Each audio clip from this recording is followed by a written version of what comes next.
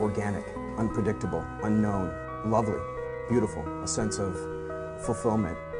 This is part of the pleasures of life and not the chores of life.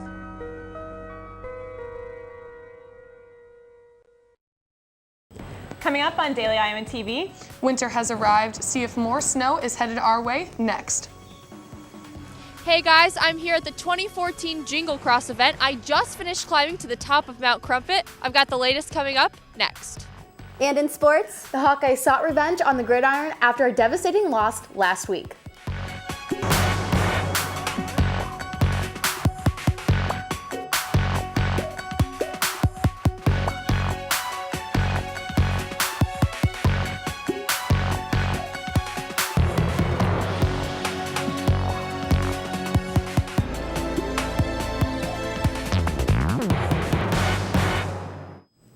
Good evening and thanks for joining us. I'm Hannah Hawks. And I'm Hannah Thomsen.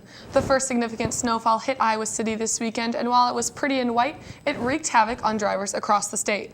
Cedar Rapids police responded to over 150 crashes yesterday in just the matter of a few hours. Thankfully, no serious injuries were reported. With more snow headed our way soon, always remember to slow down when you're driving in the wet weather, and don't forget to clear off your sidewalks and driveways to keep pedestrians safe. A Missouri man is accused of possessing more than 2 pounds of marijuana outside an Iowa City apartment complex this weekend. According to Iowa City Police, they received a tip that a large delivery of marijuana was coming into town. Police found 22-year-old Nathan Sandbooth with the drugs, along with a large amount of cash outside an apartment on South Johnson Street. Police arrested and charged him with 2 felonies and a misdemeanor for operating under the influence. Negotiations began this week between the Iowa City Community School District and the Iowa City Education Association on next year's contract. The union has asked for an increase of 6% in a package with salary, pension, and benefits. The district hopes to combine the categories of emergency, personal, and religious leave into a paid time off group. The group started the negotiations earlier this year, and they will find out the final decisions in January. Last Friday, Iowa's 3 public universities decided to go ahead with plans that could cut up to 250 positions and save millions of dollars. The job cuts are expected to occur over the next 2 years. The savings could help pay for a plan to freeze tuition rates for undergraduates for a 3rd straight year. Board President Bruce Rossiter said future generations of Iowa students and their parents will greatly appreciate this initiative. Now moving from smoking pipes to deep dish pizza and arcade games. One new business in downtown Iowa City has finally opened their doors. Forbidden Planet has been undergoing renovations for months after replacing the Tobacco Bowl in May. The pizzeria opened 2 short weeks ago, and co-owner Luther Moss says they've been very busy. They've seen a range of customers from kids to adults and students coming to enjoy the arcade games and menu. Before starting Forbidden Planet, Moss said he wanted to create a business unique for Iowa City. He said an arcade may be outdated for other cities, but Iowa City is a place where they can grow. An arcade is a totally obsolete thing. It doesn't really exist in the world in any way anymore. And it takes someplace really special, especially someplace this small, to make that viable. Now, Moss says he hopes for continued success for their future in Iowa City. They will have an official grand opening in the next few weeks. And still to come on Daily Iowan TV, Cyclocross for a Cure. Find out how this winter sport is raising money for the UI Children's Hospital. And in sports, a recap of the 2014 Wrestling Squads matchup from this weekend. And speaking of this weekend, I'm pretty excited about all the snow that we got on Saturday. Absolutely. It looks like we got about 2 inches. And you know, I'd really like to get some more. Daily Iowan TV's Katie Sextro is in the weather studio with a look at this week's snowy forecast. Katie? Yes, ladies, it's definitely starting to feel like winter is finally here.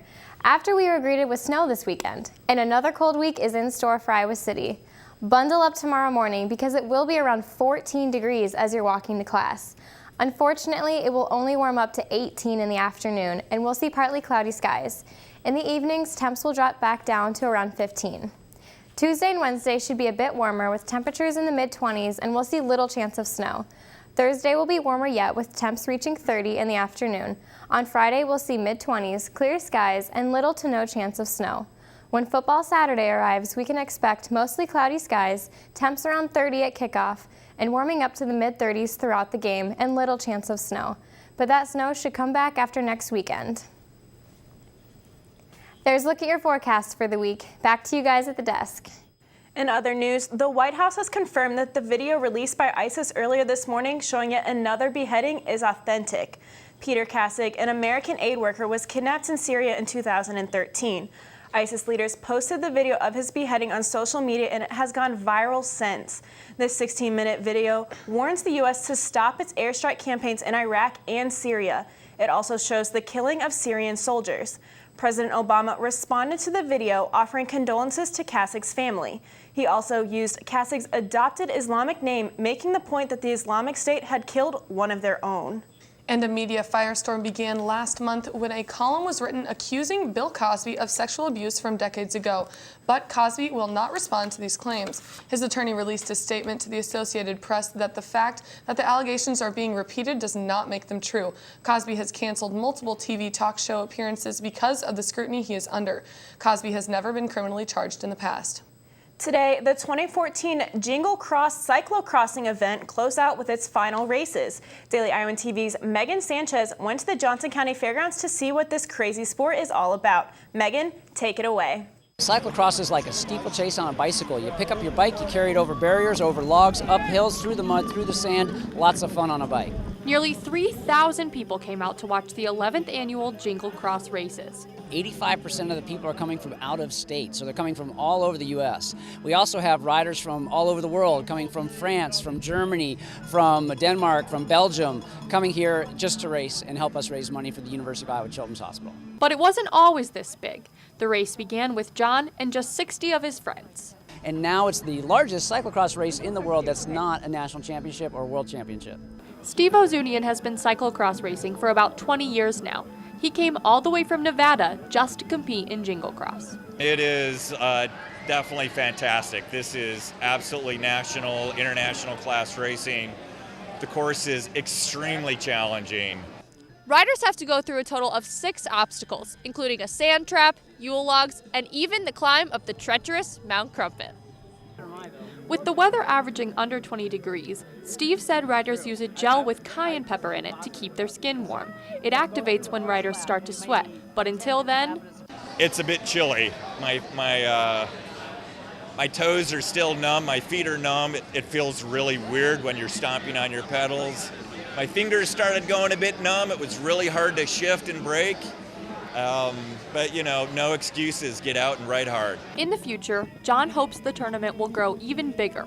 There's never been a World Cup of cyclocross on North American soil, and we want it here. We have the best infrastructure, we have the best course, and it would be great for the state of Iowa. Megan Sanchez, Daily Iowan TV. Well, it was a busy weekend for Hawkeye Athletics this weekend.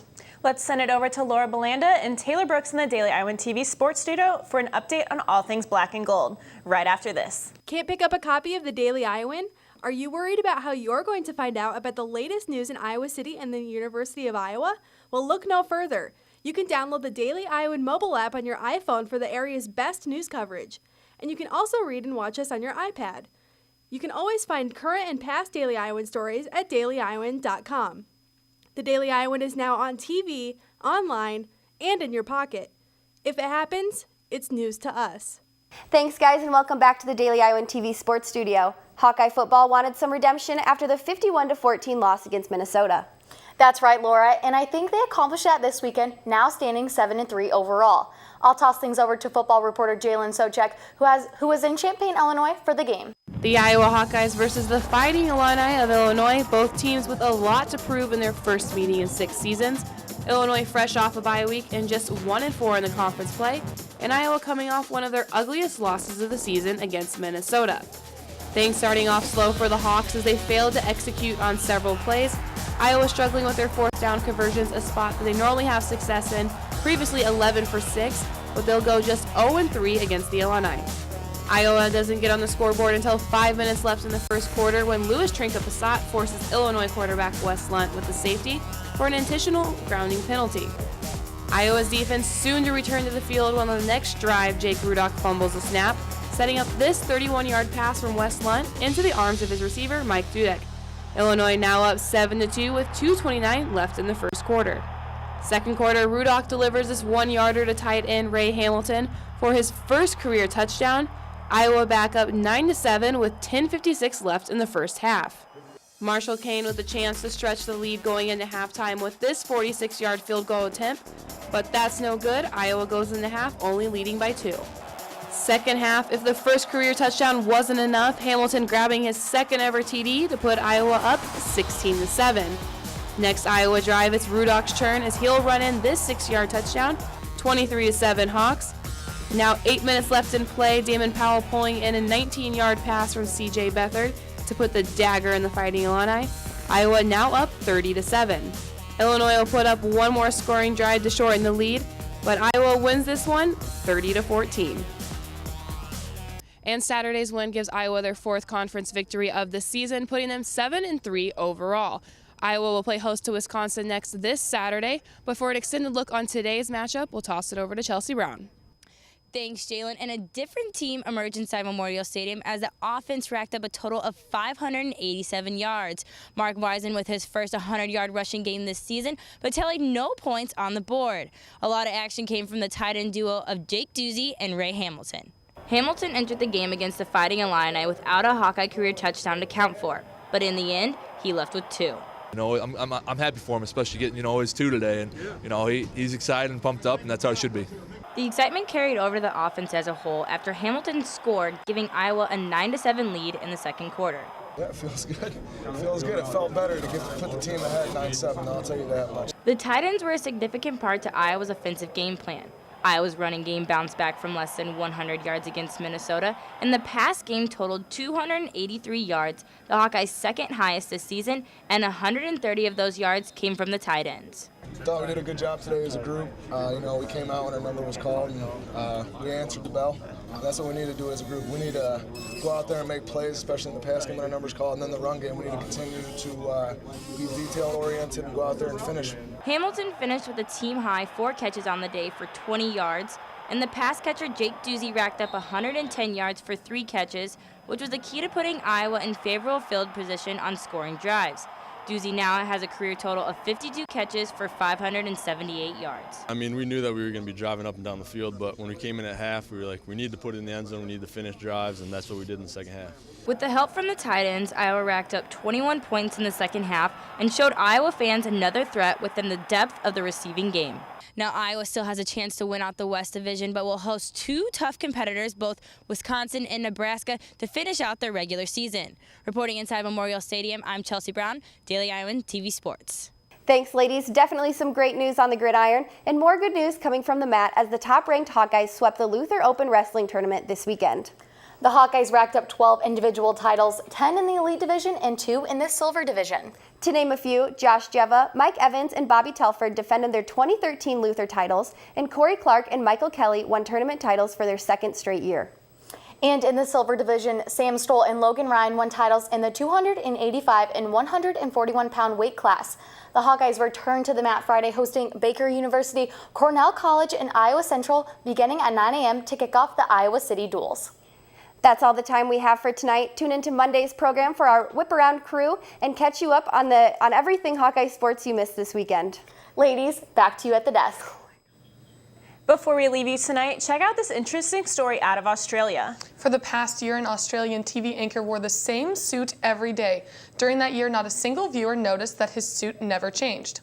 The anchor did this experiment to show how little the audience pays attention to male appearance compared to his female co-workers. That's an interesting thing that he found out. I always worry about what I'm wearing on air, so I wonder if those females feel the same. Yeah, absolutely. I hope no one notices when I repeat my outfits. Well, that's all we have for tonight on Daily Iowan TV. Be sure to check us out anytime online at dailyiowan.com. And watch again tomorrow, same time, same place. I'm Hannah Hawks. And I'm Hannah Thomsen. Thanks for watching and have a good night.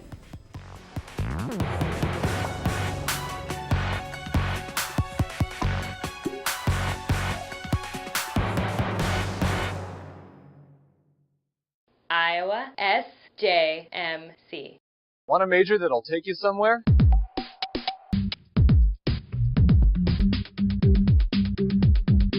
I joined and now I'm in Los Angeles, California, interning for Conan O'Brien at Warner Brothers Studios. SJMC.